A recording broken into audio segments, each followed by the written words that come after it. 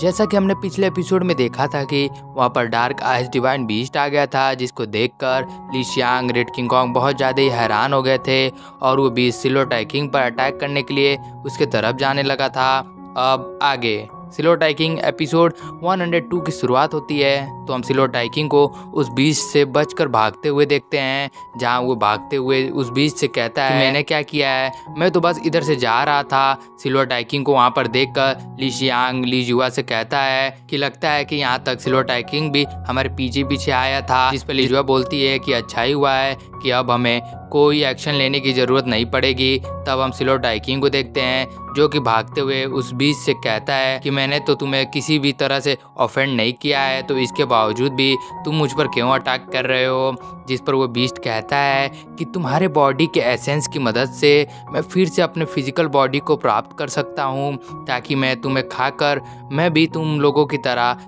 चल सकूं। तभी सुनकर सिलो टाइकिंग भागना छोड़कर उस बीस्ट की ओर जाने लगता है और कहता है कि अब तुम्हारी तरह बीस्ट भी आकर मुझे धमकी दे, ये तो ठीक नहीं है। पर मैं तुम्हारी तरह गिरा हुआ लेवल का व्यक्ति नहीं हूँ और तुमने तो अपने चाल को भी चल दिया है, तुमने तो मुझ पर अटैक भी कर दिया है मुझे खाने के लिए। अब तो तुम्हारे लिए अच्छा नहीं होगा और आज तुम्हें भी पता चल जाएगा कि सिलो टाइकिंग से भिड़ना कितना बुरा होता है। ये कहने के बाद सिलो टाइकिंग उस बीस्ट पर अटैक कर देता है और सिलो टाइकिंग के अटैक को वो बीस्ट नहीं रोक पाता है। सिलो टाइकिंग के अटैक की वजह से वो बीस्ट पीछे जाने लगता है, जिसके बाद सिलो टाइकिंग उस बीस्ट की तरफ जाते हुए अपने स्पीयर से उस बीस्ट पर अटैक कर देता है, जिससे वो बीस्ट वहीं पर ख़त्म हो जाता है। और जिसके बाद सिलो टाइकिंग और आगे जाने लगता है, पर सिलो टाइकिंग के सामने वैसे ही दिखने वाले 3 और बीस्ट आ जाते हैं। तब सिलो टाइकिंग अपने इनफाइनाइट स्पीयर का यूज़ कर उस बीस्ट पर अटैक कर देता है, जिससे सिलो टाइगर किंग के स्पीयर के कई सारे क्लोन आकर उन तीनों बीस्ट को ख़त्म कर देते हैं। जिसके बाद सिलो टाइकिंग यांग लिंजू के एंसेस्ट्रल लैंड के तरफ जाने लगता है और वहाँ पर पहुँचते ही सिलो टाइकिंग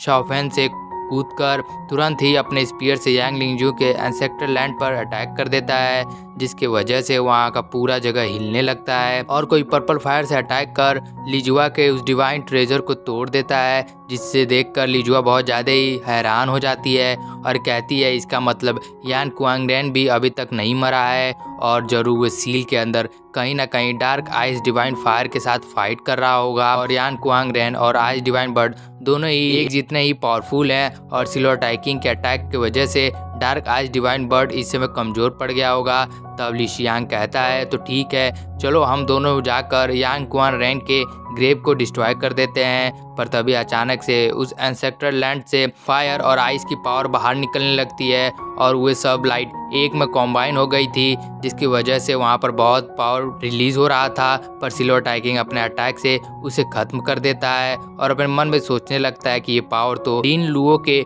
इंग और यांग के पावर के जैसी थी और अगर वे यहाँ पर होती तो क्या पता वे इसकी मदद से इंग और यांग के पावर के बारे में कुछ और भी नॉलेज हासिल कर सकती थी। तब हम लीजुआ को देखते हैं जहां वो यांग लिंजू से कह रही होती है अब तो पर्पल फायर भी गया और साथ में हम लोगों से फाइट करने की वजह से तुम्हारी स्ट्रेंथ भी कम हो गई है और अब डार्क आइस डिवाइन बर्ड और यान कुआंगरेन भी एक दूसरे को हराने में काबिल नहीं होंगे और एक बार फायर और आइस की पावर पूरी जगह फैल जाएगा तो इसकी वजह से सियान सिटी पूरा डिस्ट्रॉय हो जाएगा। ये कहने के बाद लीजुआ हंसने लगती है और यांग लिंजू से कहती है कि यांग लिंजू वारमोंगर के कंट्रोल से फ्री होने की कोशिश करने का यही नतीजा होता है। जहां हम यांग लिंजू को देखते हैं जहां वो लीजुआ की बातों से बहुत ज़्यादा गुस्सा हो जाती है पर वो कुछ भी नहीं कर सकती थी, तो वो अपने सोल्जर्स को ऑर्डर दे देती है और कहती है कि तुम सब जल्दी से जाकर सब लोगों को इकट्ठा कर उन सभी को सिटी के बाहर भेज दो। तब वो सब वहाँ से चले जाते हैं। तब यांग लिंजू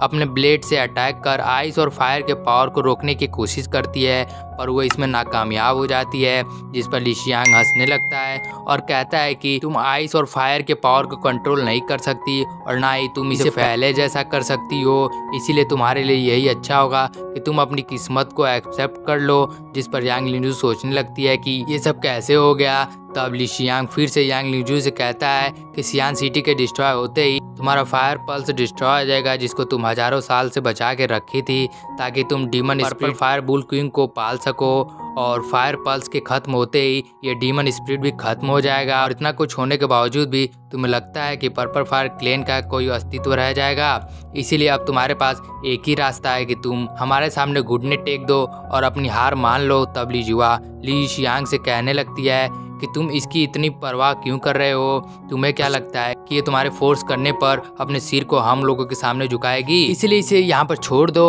और चलो हम दोनों मिलकर ग्रेव पर अटैक कर इस आइस और फायर के पावर को और बढ़ा देते हैं। जिस पर ली शियांग भी कहता है ठीक है और ये काम हम सब मिलकर करेंगे। जिस पर यांग जो बहुत ज़्यादा ही गुस्सा होते हुए बोलती है कि अब तुम सब अपनी लिमिट को क्रॉस कर रहे हो। और इसी के साथ हमारा ये एपिसोड यहीं पर समाप्त हो जाता है। दोस्तों अगर आप लोग को वीडियो अच्छी लगी हो तो प्लीज़ वीडियो को लाइक और चैनल को सब्सक्राइब कर दीजिएगा। तब तक के लिए मिलते हैं नेक्स्ट एपिसोड में। तब तक के लिए सायोनारा।